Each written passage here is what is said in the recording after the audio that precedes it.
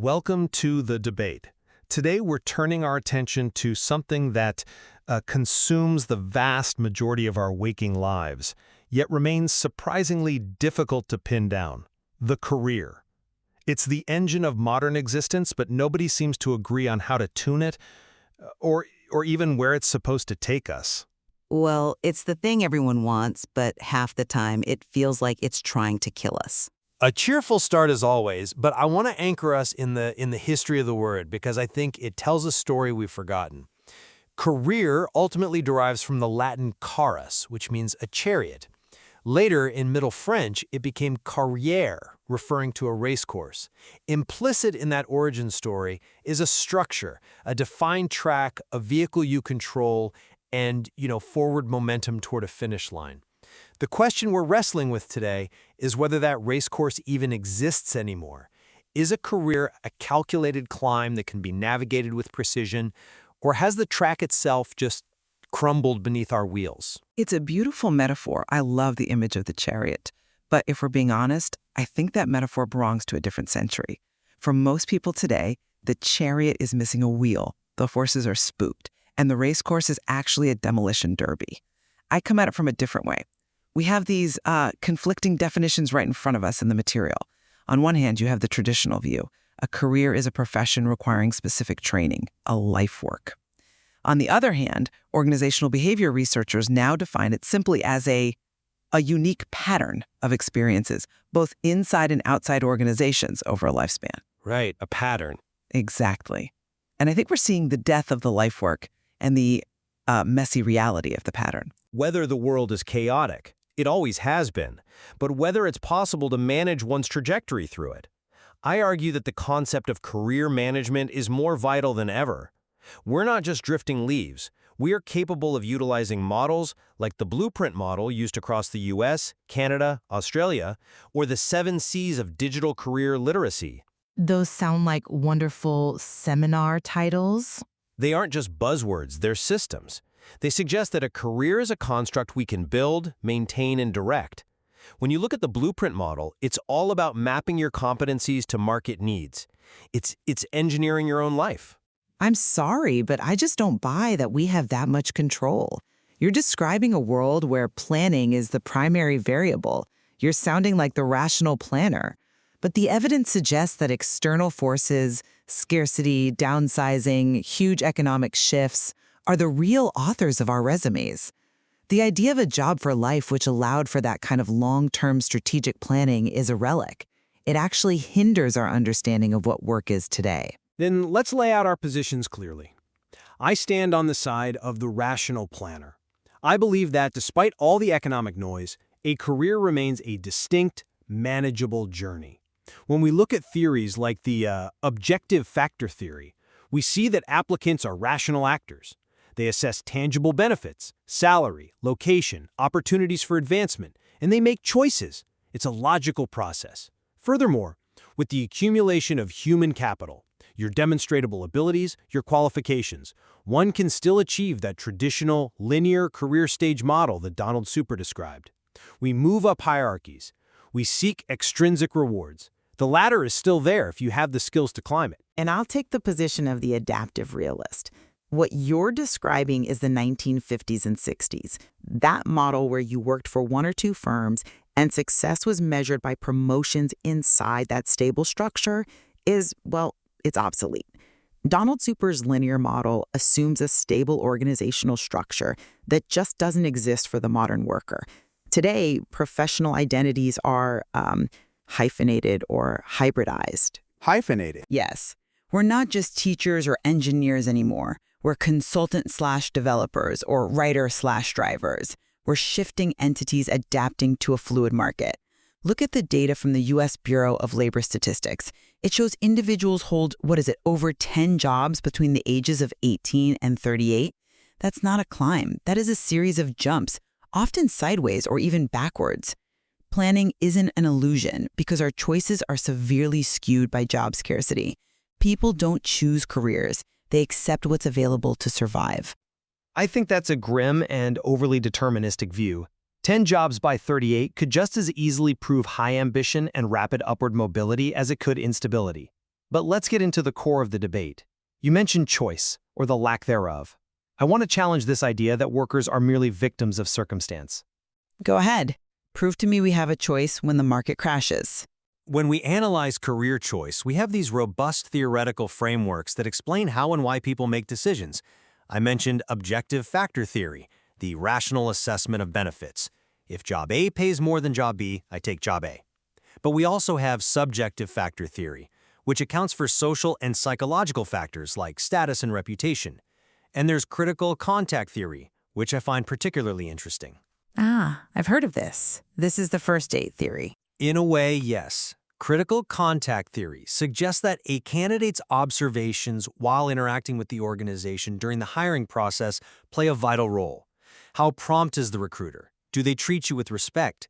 The theory posits that candidates project these small interactions onto the entire company culture.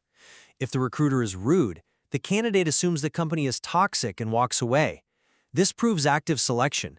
The worker is evaluating the employer just as much as the other way around. That is a compelling argument if, and it's a massive if, you assume a balanced market. These theories, objective, subjective, critical contact, they all rely on a fundamental assumption that candidates have the luxury of saying no. In reality, strong competition for desirable jobs severely skews that whole process. You can have all the subjective factors you want, but if there's only one offer on the table, you take it. Critical contact theory falls apart when you have bills to pay and only one callback. But is there only one offer? Or is that a narrative of helplessness we tell ourselves to excuse a lack of preparation? Let's look at why people actually move. You talk about rational choice. I'm looking at the Right Management Survey regarding reasons for career changing. Do you know what the #1 reason was? It wasn't a rational assessment of benefits. It wasn't because the recruiter was rude. It was the downsizing or the restructuring of an organization. 54% of respondents cited that. Over half. Over half. That is not a choice. That's an eviction. The chariot driver didn't decide to turn left. The road fell into the ocean. Okay. I am familiar with that survey, but you are cherry-picking the data a little bit to suit the narrative of chaos. Yes, 54% cited downsizing. But look at the next line. The second highest reason at 30% was new challenges or opportunities that arise. That is literally the definition of upward mobility and ambition. Furthermore, 21% move for the improvement of work-life balance and 17% for better alignment with personal values.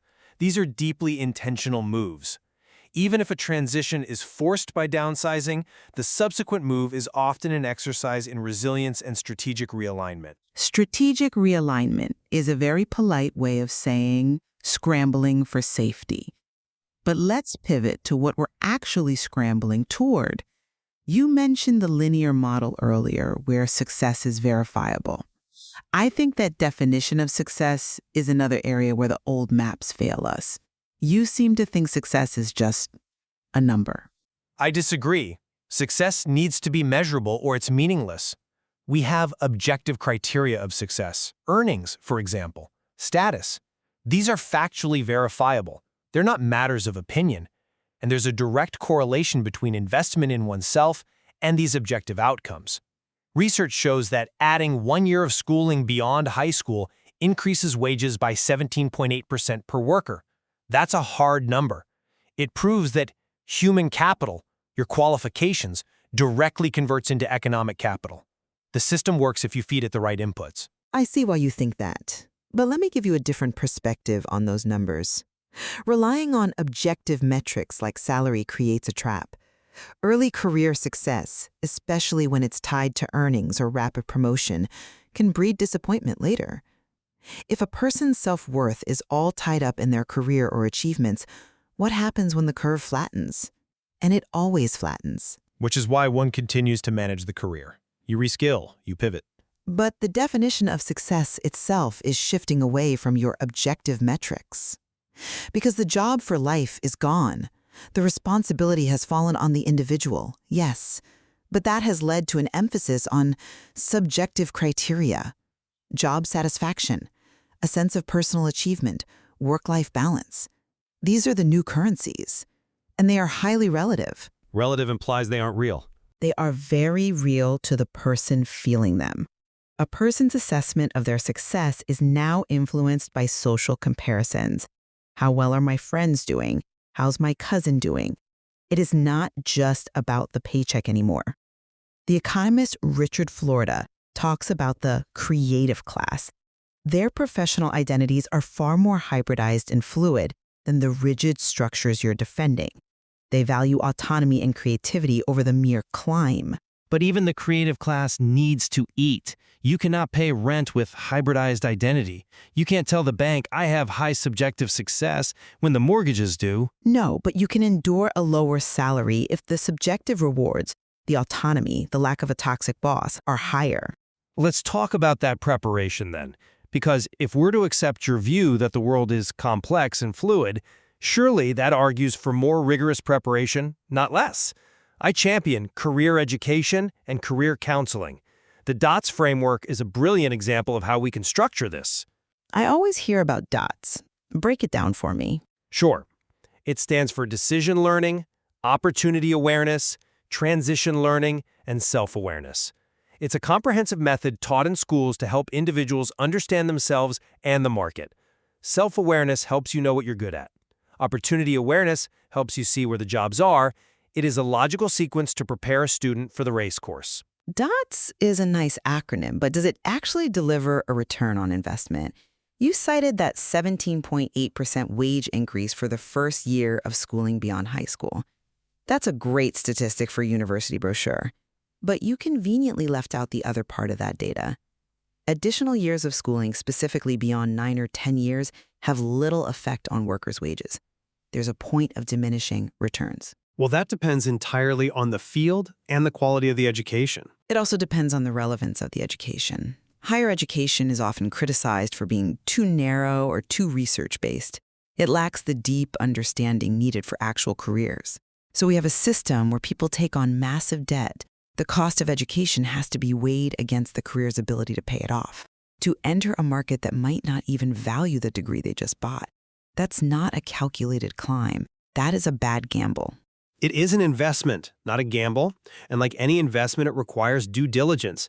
This is where career information comes in. Labor market information, or LMI, salaries, employment rates, current openings. We have the data.